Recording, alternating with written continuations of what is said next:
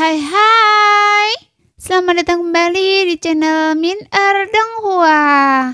Di video kali ini kita akan melanjutkan cerita Donghua, Beta Truck Devon. Gak pakai lama-lama lagi, langsung aja kita ke ceritanya. Cekidot. Pada saat ini, Xiaoyan terus memperhatikan adegan ini dalam diam, dengan wajah tanpa ekspresi, dan tidak ada seorang pun yang tahu apa yang sedang dipikirkannya saat ini. Pada saat ini, sebuah pertanyaan samar tiba-tiba terdengar di hutan. Apa kalimat selanjut dari belalang sembah mengintai jangkrik? Tentu saja, burung oriole ada di belakang. Jawab pria berpakaian hitam itu tanpa sadar. Lalu tubuhnya tiba-tiba menegang, wajahnya tiba-tiba berubah, dan dia mengangkat kepalanya untuk melihat ke tempat asal suara itu. Di bawah tatapan heran dari pria berpakaian hitam itu, Xiaoyan dan dua orang lainnya melompat turun dari puncak pohon dan berjalan perlahan ke arah pria berpakaian hitam itu. Dengan senyum seperti musim semi di wajah mereka, pria berpakaian hitam itu menggetakkan giginya dan menatap Xiaoyan yang berjalan di depan. Untuk pertama kalinya, dia merasa senyuman bisa begitu penuh kebencian. Jadi dia bertanya dengan penuh kebencian. Apakah Anda ingin mengambil keuntungan dari kami? Kami hanya belajar dari Anda. Xiaoyan bertepuk tangan dan tertawa kecil, sementara Jing Wuchen tertawa terbahak-bahak. Mengapa? Pria berpakaian hitam itu melirik ketiga orang itu dengan curiga, akhirnya berhenti pada Xiaoyan. Hanya karena Anda telah menghabiskan banyak doki setelah pertarungan sengit, dan hanya karena Anda telah terluka. Efektivitas tempur Anda telah sangat berkurang. Xiaoyan menirukan apa yang diucapkan pria berpakaian hitam kepada Kaisar Do berpakaian merah tadi, lalu mengalihkan pembicaraan. Tapi kami menginginkan semua barang Anda. Oke. Pria berpakaian hitam itu tertawa marah. Sepertinya Anda sudah lama bersembunyi di sini. Saya hanya tidak tahu apakah Anda punya kekuatan untuk mengambil barang-barang saya. Apakah Anda memiliki kekuatan itu atau tidak? Anda harus menanyakannya. Xiaoyan mengulurkan tangannya dengan ringan dan teratai api biru abu-abu perlahan mengembun di telapak tangannya. Xiaoyi pun muncul dari atas kepala Xiaoyan, mata besarnya berputar-putar di wajah merah jambunya dan teratai api mini mengembun di tangan kecil montoknya. Dua teratai api yang bening kontras dengan cahaya matahari terbenam yang cantiknya tak terkira. Namun putaran kecil teratai tersebut membakar retakan kecil di ruang sekitarnya, membuktikan bahwa kekuatannya tidak boleh diremehkan. Api surgawi? Anda benar-benar memiliki api surgawi? Menatap kedua teratai api itu, lelaki berpakaian hitam dan beberapa bawahannya serentak menyipitkan mata mereka. Mereka begitu ketakutan hingga kehilangan suara, dan mata mereka dipenuhi ketakutan yang mendalam. Anda bisa beristirahat dengan tenang jika Anda bisa mati di bawah api surgawi saya. Xiaoyan tersenyum tipis lalu berkata kepada Xiaoyi. Saya belum pernah membiarkan Anda bertindak sebelumnya, jadi saya akan membiarkan Anda bermain dengan yang ini. Bermain? Pria berpakaian hitam itu hampir marah mendengar kata-kata Xiaoyan. Meskipun dia telah menguras banyak semangat juang dalam pertempuran sebelumnya dan kekuatan tempurnya yang sebenarnya kurang dari setengah kekuatan puncaknya, dia tetaplah seorang jenius yang terkenal di daerah setempat. Bagaimana mungkin pemuda tampan di depannya ini berkata bahwa bayi kecil itu hanya membiarkan bermain-main dengan mereka? Dia melirik Jing Wuchen dan Long Yi yang berdiri di sampingnya dengan tangan berlipat. Memperhatikan seseorang tidak terjadi apa-apa. Mereka tampak seolah-olah bayi kecil itu hanya bermain dengan mereka. Penghinaan yang nyata ini membuat pria berpakaian hitam itu marah. Pergilah ke neraka. Lelaki berpakaian hitam itu menghentakkan kakinya karena marah, meninggalkan bayangan samar. Bila pedang besar itu dengan aura membunuh yang kuat, menebas ke arah kepala Xiaoyan. Dia ingin membelah Xiaoyan dan Xiaoyi di atas kepala Xiaoyan menjadi dua bagian, untuk meredakan kebencian di hatinya. Saat pria berpakaian hitam itu bergerak, beberapa dodi di sampingnya mengikutinya dari dekat, melambaikan senjata mereka dan bergegas menuju Xiaoyan. Xiaoyi tampak sangat tidak puas dengan penghinaan dari orang-orang berpakaian hitam itu. Dia mencibirkan bibirnya dan teratai api di tangan Xiaoyan segera terbang di depan Xiaoyi. Kemudian Xiaoyi menunjuk dengan tangan kecilnya, lalu dua teratai api melesat keluar pada saat bersamaan dan terbang ke arah pria berpakaian hitam itu. Kemudian Xiaoyi menggenggam kedua tangannya lagi, dan bunga teratai api itu tampak sudah ada sejak lama. Mereka muncul tanpa memerlukan proses kondensasi dan terbang maju satu demi satu. Tetapi tindakan Xiaoyi menunjukkan satu kata, yaitu cepat. Sehingga wajah beberapa pria berpakaian hitam yang berada di udara tiba-tiba berubah. Begitu cepat, bagaimana itu mungkin? Pria berpakaian hitam itu tidak pernah menyangka bahwa bayi mungil bisa sekuat itu. Ia tidak yakin seberapa cepat teratai api itu dapat ditembakkan. Ia juga tidak menduga bahwa kengerian teratai api jauh melampaui ekspektasinya. Meskipun teratai api belum mencapai mereka, namun panas yang menyengat sudah hampir mencekik mereka, dan sudah terlambat bagi mereka untuk menghindar. Dia hanya bisa buru-buru memegang senjatanya di depannya, berharap untuk memblokir serangan teratai api itu. Namun Xiaoyi yang tengah tertidur dan mencerna energi api surgawi terbangun lagi. Bagaimana mungkin pria berpakaian hitam itu dapat menahan kekuatannya? Segera teratai api meledak satu demi satu di depan orang-orang berpakaian hitam dengan kecepatan kilat. Awan jamur kecil tiba-tiba muncul di tengah hutan. Ledakan yang menderu itu menyapu aliran panas seperti tornado, dan suhu udara meningkat dengan cepat. Di bawah suhu tinggi yang mengerikan dari teratai api, senjata beberapa orang seperti kertas yang bertemu api, dan berubah menjadi besi cair yang hanya dalam sekejap. Tidak bagus. Tetapi sebelum kemarahan di mata pria berpakaian hitam itu berubah menjadi kepanikan, beberapa orang telah berubah menjadi abu di bawah awan jamur. Hanya menyisakan puluhan cincin penyimpanan yang jatuh dari langit. Wah, Xiaoyi sungguh hebat.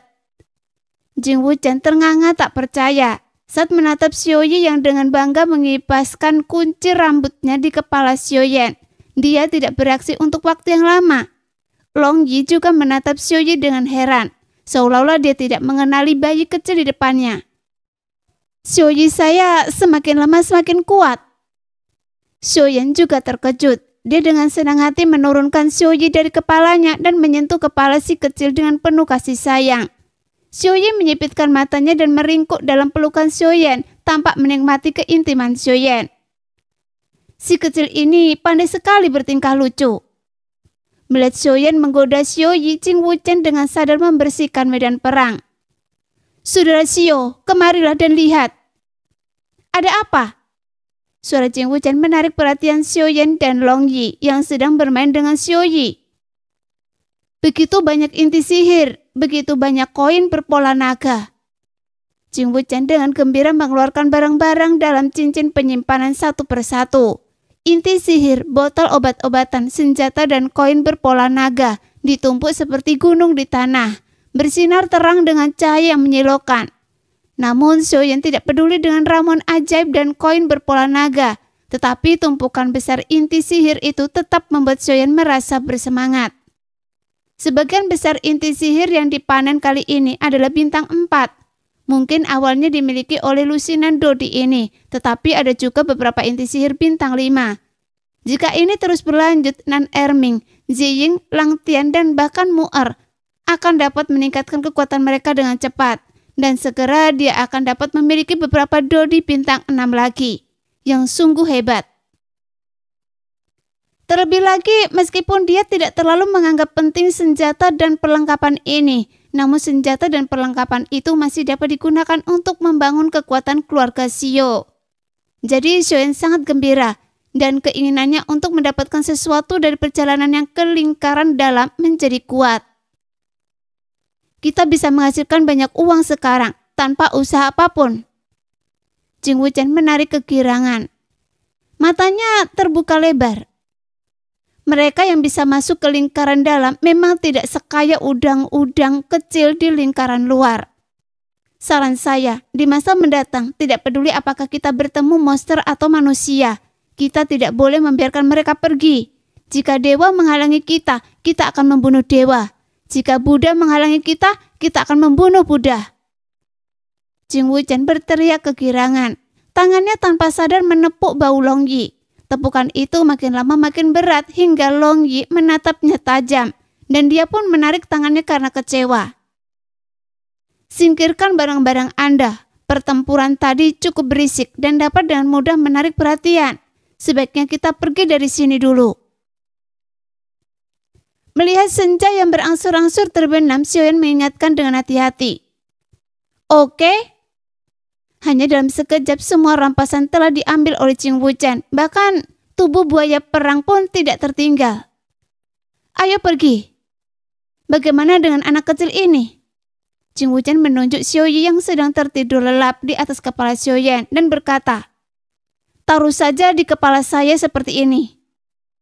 Saudara Xiao, Anda berpakaian hitam. Tidak ada bedanya dengan malam hari, tapi dengan lentera kecil berwarna merah muda di kepala Anda. Bukankah itu terlalu mencolok di malam hari? Jing Wuchen menyarankan dengan suara rendah. Dia merendahkan suaranya karena takut membangunkan Xiaoyi. Bagaimanapun baru saja menyaksikan kekuatan Xiaoyi dan dia tidak ingin diubah menjadi babi panggang oleh Xiaoyi yang marah. Bukankah Anda mengatakan Anda ingin membunuh dewa saat Anda bertemu mereka? Lalu mengapa kita bersembunyi? Tidak masalah apakah Xiaoyi keluar atau tidak.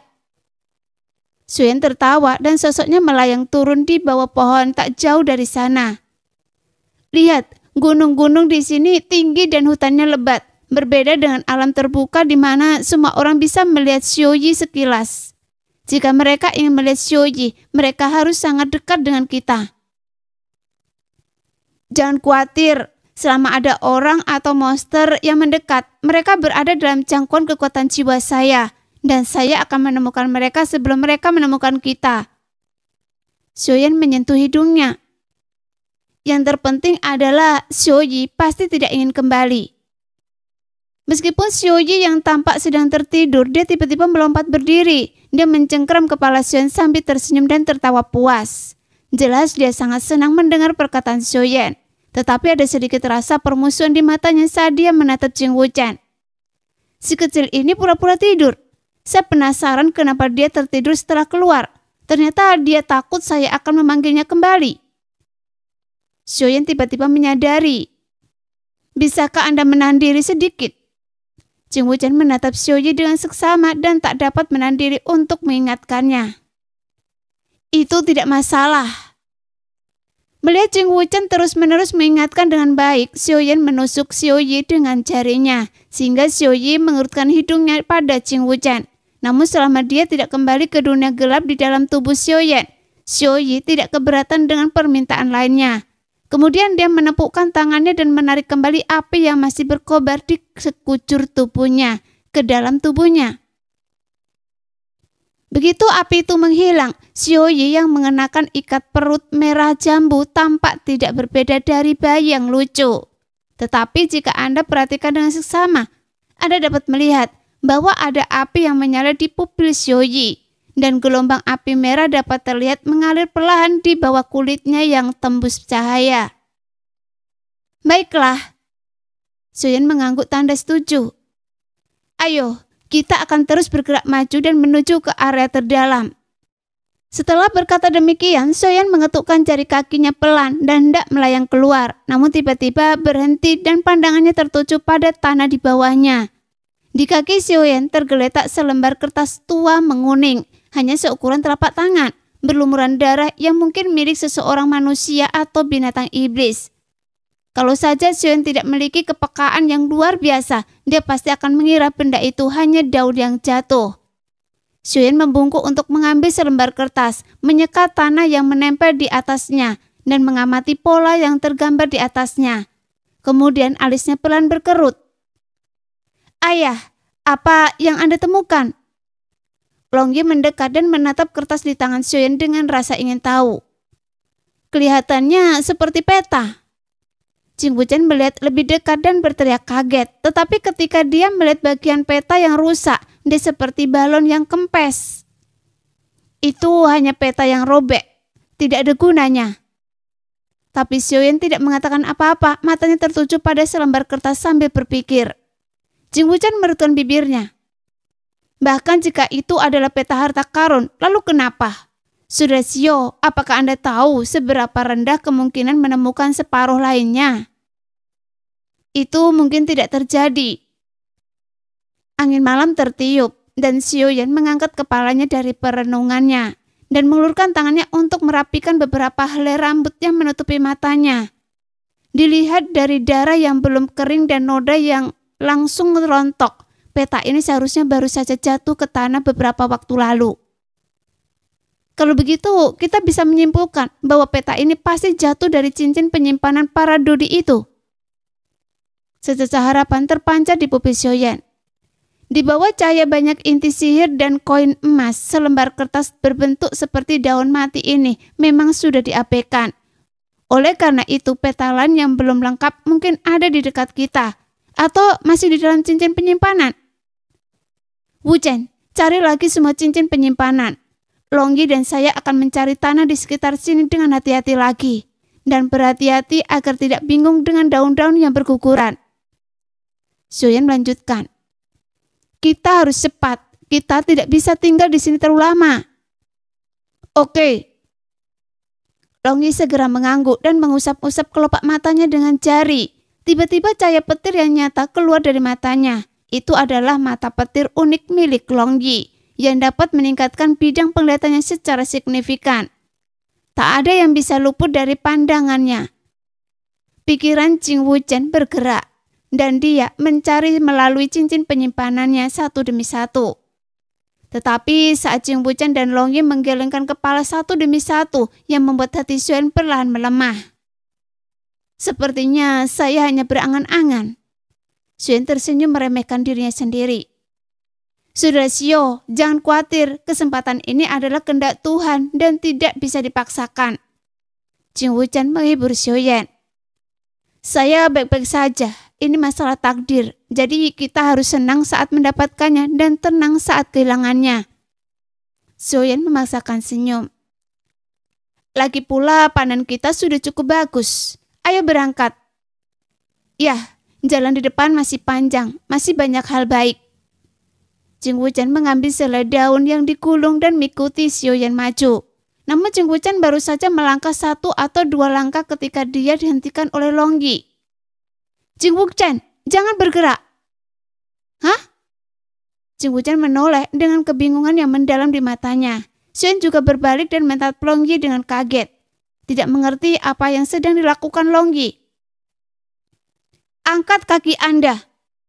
Longyi berjalan cepat ke arah Jing Wuchen dan berkata, apa yang sedang Anda lakukan? Jing Wuchen merasa sedikit tidak senang saat mendengar nada memerintah Longyi. Namun di bawah tatapan Xiaoyan, dia masih mengangkat kakinya dengan sepatunya menghadap ke samping.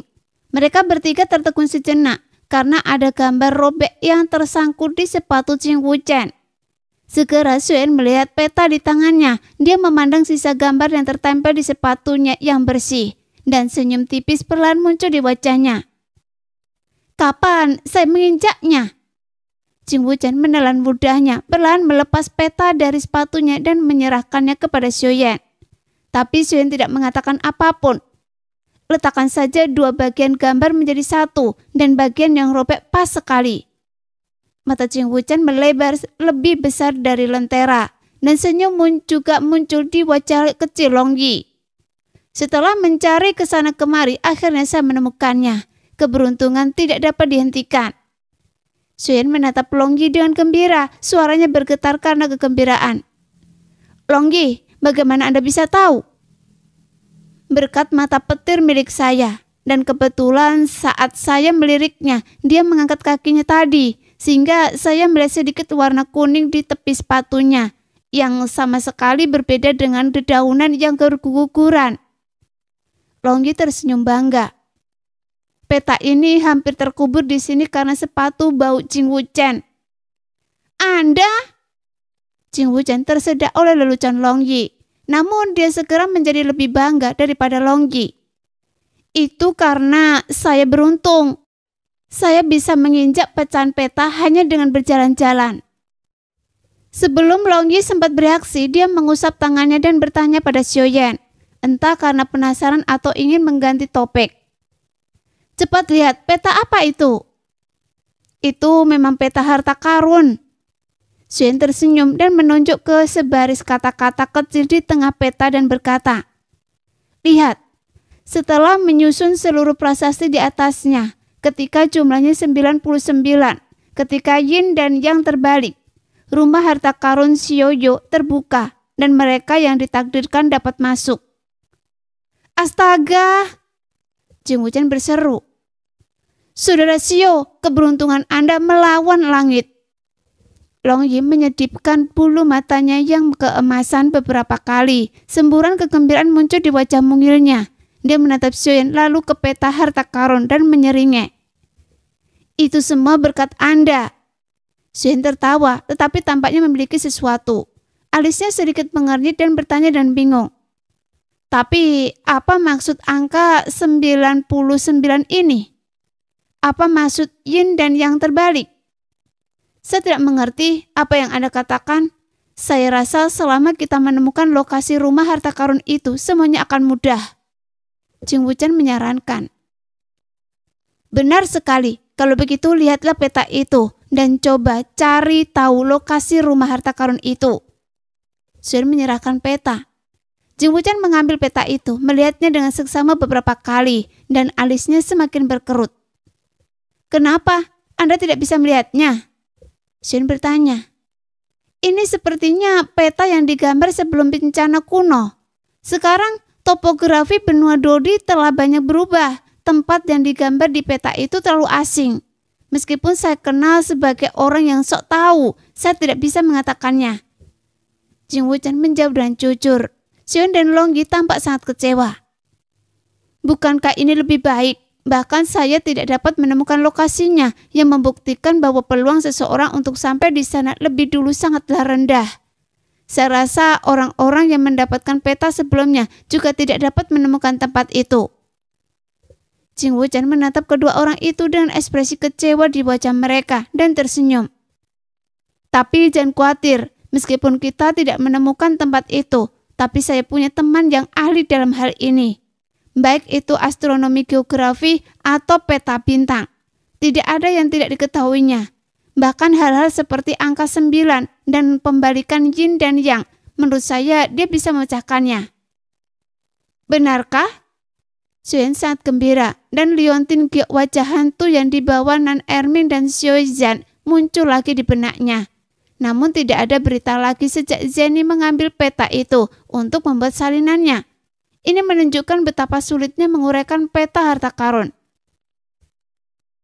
Tapi apakah teman yang disebutkan Jing Wuchen benar-benar memiliki kemampuan luar biasa seperti itu?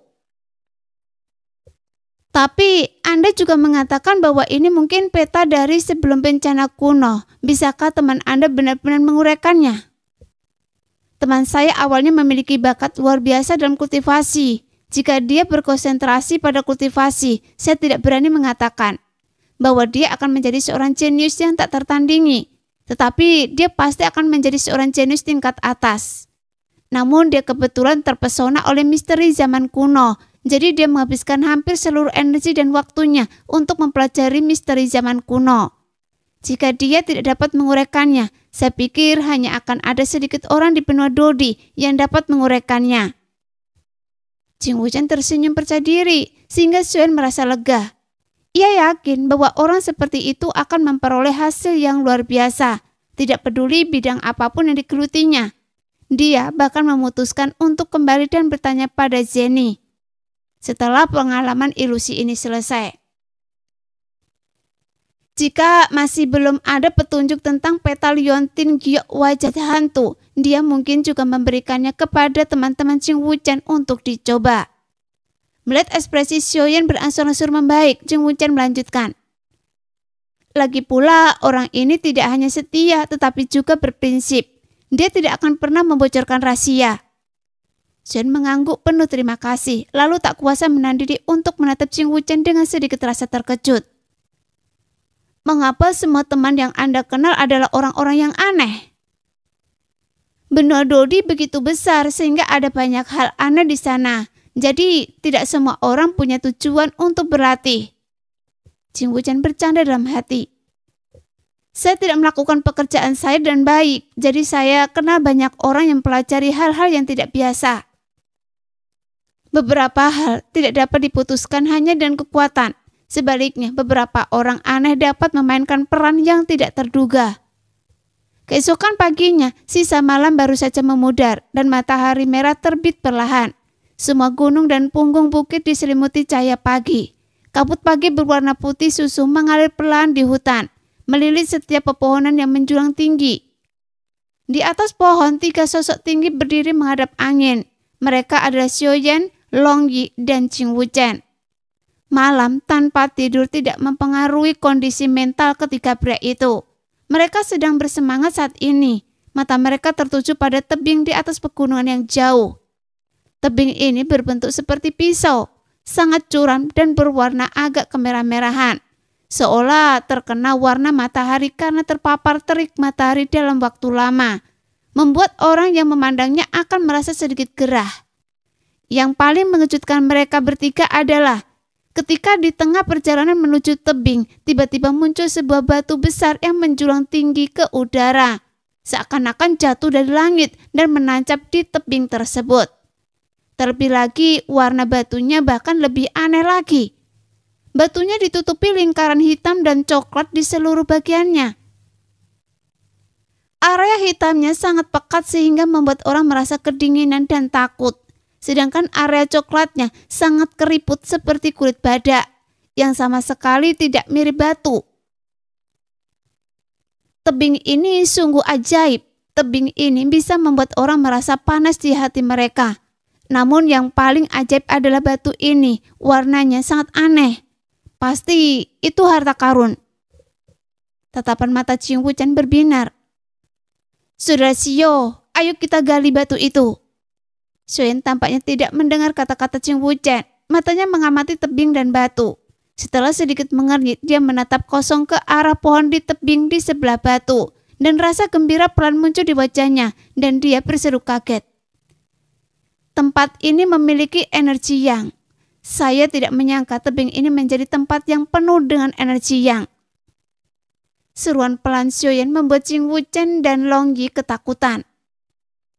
Apakah itu tempat energi yang? Ching Wuchen bertanya dan heran. Bagaimana Anda bisa tahu pasti? Apakah Anda melihat pohon di samping batu itu? Ada apa dengan pohon itu? Bukankah pohon itu hanya dipenuhi buah-buahan merah kecil dan tidak ada yang istimewa dari pohon itu? Ching Wuchen memandangi pohon itu lama sekali, tetapi tidak melihat sesuatu yang istimewa pada pohon itu. Tiba-tiba dia menyadari sesuatu. Maksud Anda, pohon seperti itu hanya tumbuh di tempat yang penuh energi yang?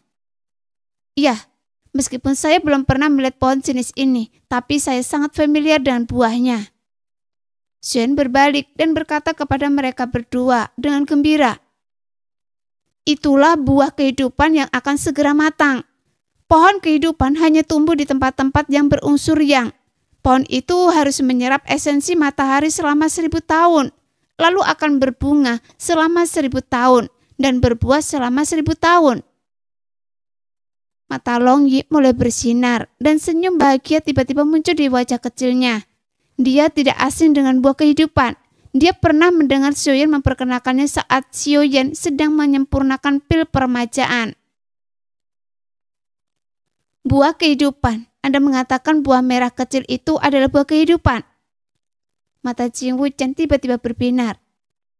Saya hanya mendengar bahwa buah kehidupan adalah hal yang baik, tetapi saya belum pernah melihatnya, dan saya tidak tahu untuk apa buah itu digunakan.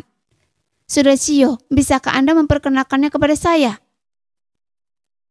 Mengkonsumsinya secara langsung dapat mengobati luka dalam yang sangat serius. Jika diolah menjadi pil, efeknya akan lebih nyata. Xiaoyan tersenyum gembira dan bahagia. Kebetulan sekali saya memiliki beberapa resep yang membutuhkan buah kehidupan ini, dan saya tidak akan pernah memiliki terlalu banyak buah kehidupan. Karena pil semacam ini sangat berharga. Mereka benar-benar ciptaan yang menentang surga. Oh, Jing Wuchen menjadi lebih tertarik saat mendengarnya. Pil jenis apa ini? Apakah Anda sungguh ingin tahu? Shen merasa bangga saat memikirkan pil itu. Tentu saja, meskipun rasa penasaran membunuh kucing, saya akan menerimanya. Oke? Nada bicara Xiaoyan beransur-ansur menjadi sombong, dan dia mulai memperkenalkannya kepada Jing Wuchen satu persatu. Pil cinta jiwa dapat menyembuhkan trauma jiwa, dan ada kemungkinan kecil untuk meningkatkan kekuatan jiwa secara signifikan saat diambil untuk pertama kalinya. Bunga kehidupan dapat menghidupkan kembali orang mati, memulihkan kekuatan, dan terlahir kembali dari nirwana. Wow! Sebelum Xiaoyan sempat menyelesaikan perkataan yang Jing Wuchen yang sangat terkejut tidak dapat menahan diri untuk tidak menyeka perkataan Xiaoyan dan berseru dengan suara gemetar. Kedua jenis ramuan ini dapat disebut sebagai ramuan dewa dan tidak berlebihan. Sembuhkan trauma jiwa, dapatkan kesempatan untuk meningkatkan kekuatan jiwa, kehidupan kembali orang mati, dan memulihkan kekuatan. Ya Tuhan, salah satu dari ini dapat membuat orang gila. Ngomong-ngomong Saudara Xiao, sepertinya Anda belum selesai. Apakah ada ramuan yang lebih hebat dari dua ramuan tadi? Jing Wuchen kembali sadar setelah sekian lama dan bertanya dengan cemas. Ada satu jenis lagi, tetapi tidak ada hubungannya dengan peningkatan kekuatan atau penyelamatan nyawa. Itu hanya sangat istimewa dan tidak dapat dikatakan bertentangan dengan kehendak surga. Ketika Xiaoyan menyebutkan ini, ekspresinya menjadi sedikit aneh.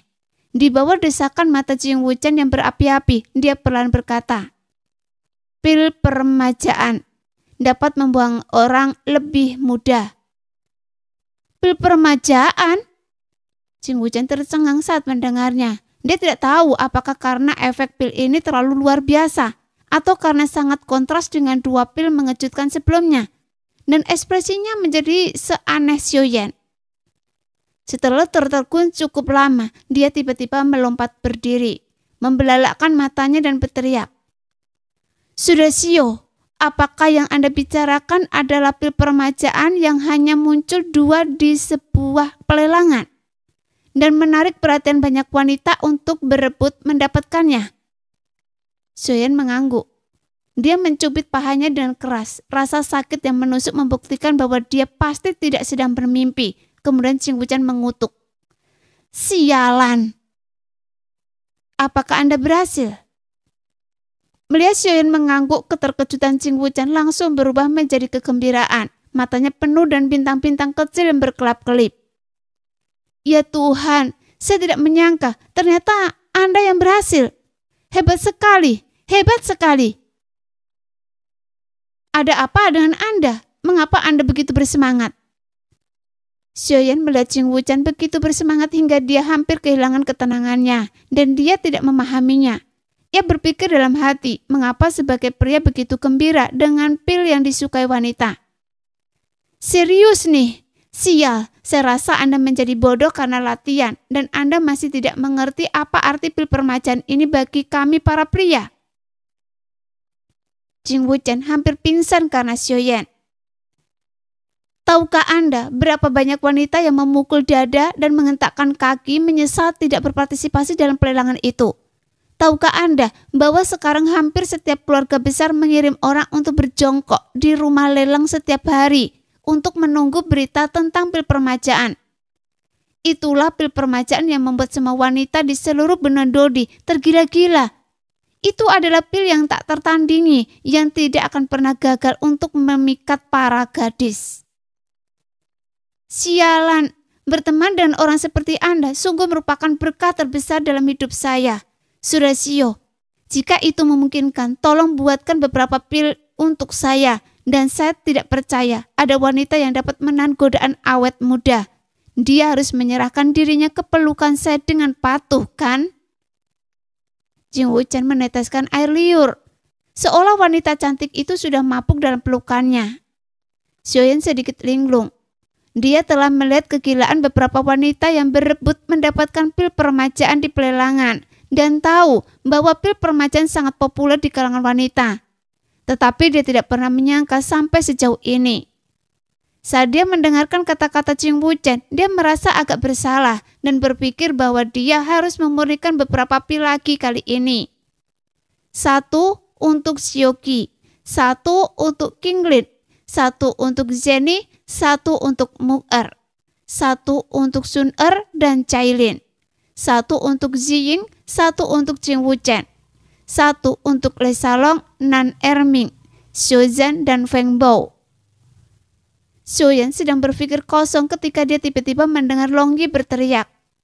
Baiklah, Qing Wuchen, Anda benar-benar ingin menggunakan pil senilai puluhan juta dolar ini untuk menjemput gadis-gadis. Berapa banyak lagi yang Anda inginkan?